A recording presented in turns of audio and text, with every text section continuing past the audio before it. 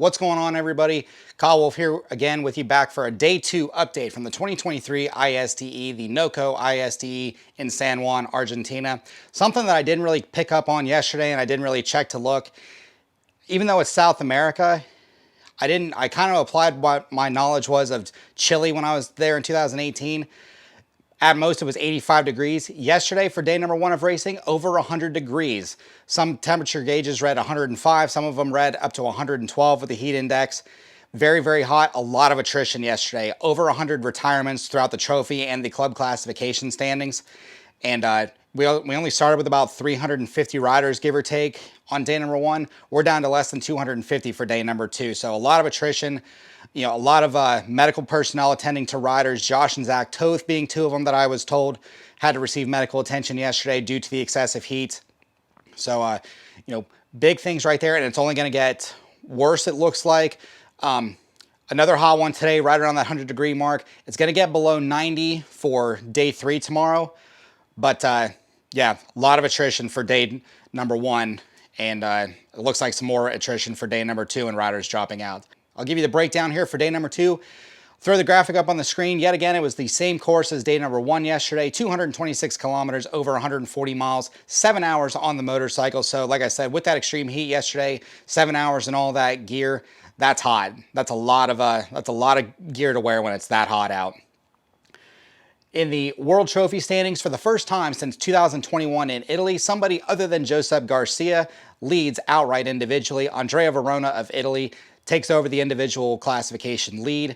The last time that anybody other than Garcia had a lead in Italy was Andrea Verona. So like I preferenced in the team breakdown video last week, it's been the Garcia and Verona show for 2-3 years now. It's the same thing this year, and right now after 2 days of racing, Garcia led day number 1, Verona now leads after day number 2.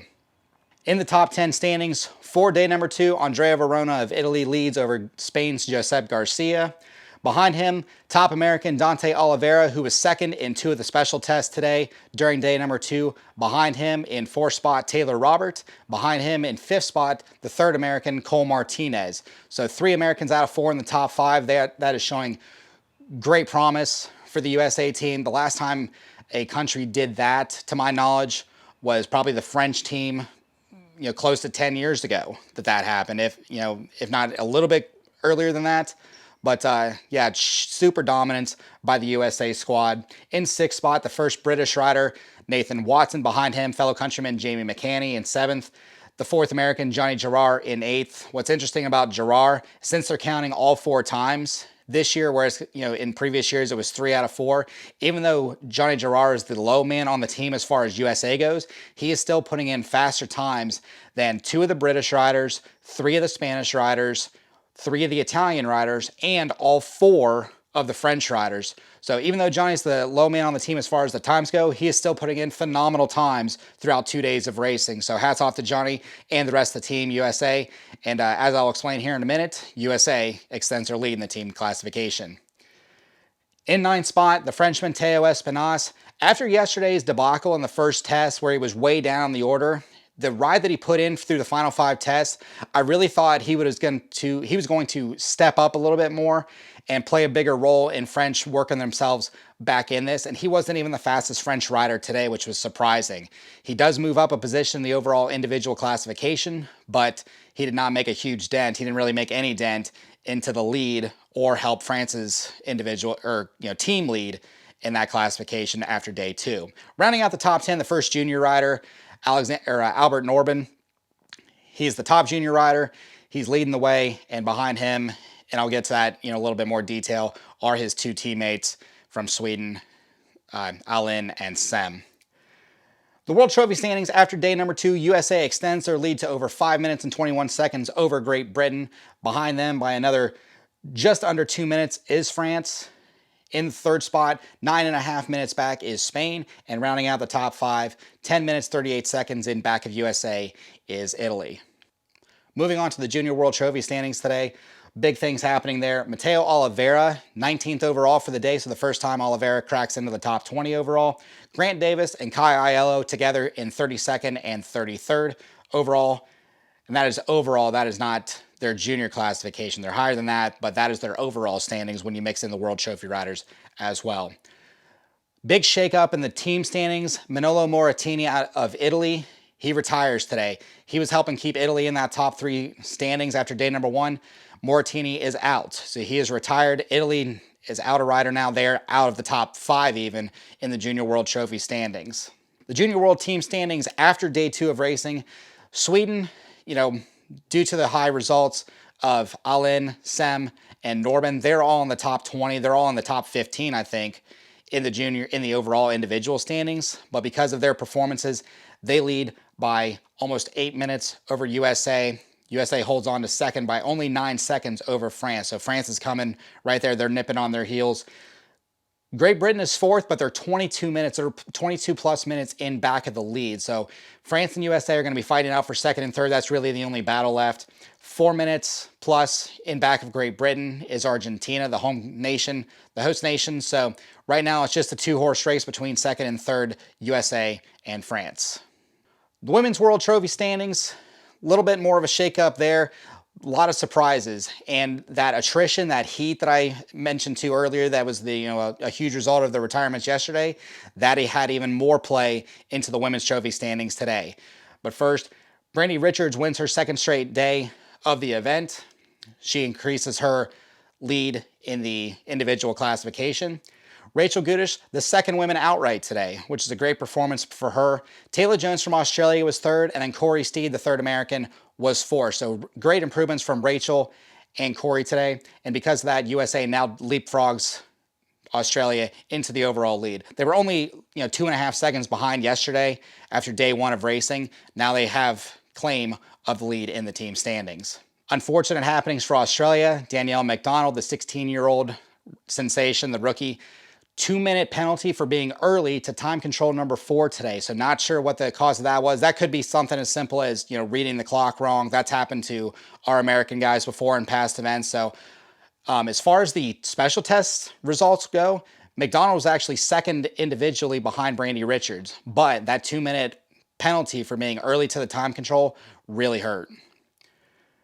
Great Britain lost their 2nd women's trophy rider, Elizabeth Tett. She finished day 1 yesterday, did not start day 2 today. So unfortunately, Great Britain suffers another loss. Hopefully it's nothing serious with Elizabeth, but if she didn't even start, she didn't even go to the morning work area, I got to think that had something to do with the heat from yesterday. So hopefully she's okay. We wish her the best, as well as all the other riders that are out there suffering and suffered yesterday throughout the heat.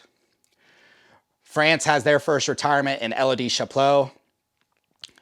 Probably another. She actually made the first 2 special tests. I don't know how much farther she got, if she made it to the 3rd time control or not, but France now has her retirement, and I'll explain what all those retirements do to the team standings right now.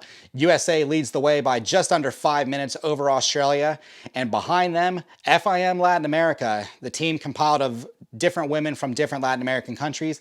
They are 1 hour and 5 minutes off of the lead. So that's, they're over 1 hour behind Australia even in 2nd, and that's what this attrition is doing to everybody. France, Great Britain, Canada, they're all feeling it, and that's really hurting everything. So now it's a 2-horse race between USA and Australia. FIM Latin America is the last country with 3 riders in the women's trophy competition. Club standings after day 2. Going to change it around a little bit. XC Gear extends their lead over Braptastic.com. They have a 2-minute and 24-second lead over Braptastic. In 3rd is the GTBN team. They are 8 minutes and 10 seconds behind. GTBN didn't have the greatest day. They were 5th or 6th as far as the day goes in the team classification standings, but they had a good gap after day number 1. Other teams faltered, so they hold on to their 3rd overall position in the team classification. The Steve Hatch POTM Racing team, 19 minutes, 46 seconds in back of the lead. They hold on to P6 in the team standings. And then the Eric Cleveland Memorial team, 29 minutes out of the lead. They hold on to P11. Everybody else is down the order, unfortunately.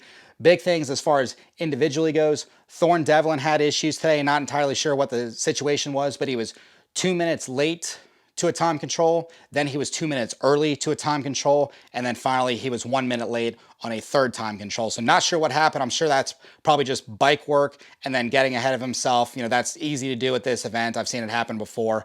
So unfortunately for him, that drops him in the individual standings. And as far as his team goes, that drops them down the order as well because of those 5 minutes. Also, the second individual effort that kind of went down today, Cade Henderson, he was 5 minutes late to a time control, he was 1 minute late to a second time control, and then he was 9 minutes late to a third time control, ultimately retiring from the event today. So hopefully that was just mechanical issues if he was struggling that bad. Hopefully that's just a mechanical issue and nothing wrong with him. So Cade, we all hope you're doing well. As far as the individual standings go, Josh Toth leads the way individually by 1 minute and 28 seconds over Axel Pearson. He is Preston Campbell. Toth leads the way over Preston Campbell by 1 minute 28. An additional 28 seconds back is Axel Pearson. Running in 4th spot individually in the club classification is Austin Serpa, 2 minutes and 16 seconds in back of the lead. Rounding out the top 5 in individual club classification is Jaden Donners. He is 3 minutes and 20 seconds out of the lead that Josh Toth holds. The rest of the riders in club individual classification, Hunter Smith is 10th, Jack Walker is 13th, Trevor Maley is 14th, 18th is Nathan Furter, Kate Nolan in his first ISDE is 19th, Ryan Surratt in 20th, Thorne Devlin is in 23rd as a result of those 5 minutes worth of penalties. 26th is Zach Toth in his first ISDE effort. Chase Bright is in 28th. The veteran John Beal on the Elizabeth Scott Community Team is 38th. Jackson Davis is 43rd. Ava Silvestri, the women's club rider, is 47th. Kyle Tishner is in 55th. And rounding out the Americans that are still going, Rick Emerson in 77th overall individually in the club classification. So that'll do it for day 2 update from here at the ISDE headquarters at my house. But I appreciate you guys watching. Hit that like button, subscribe, share this around if you would. Cop the merch that I don't even have. And I appreciate you guys watching, and I'll check back with you tomorrow for day number 3.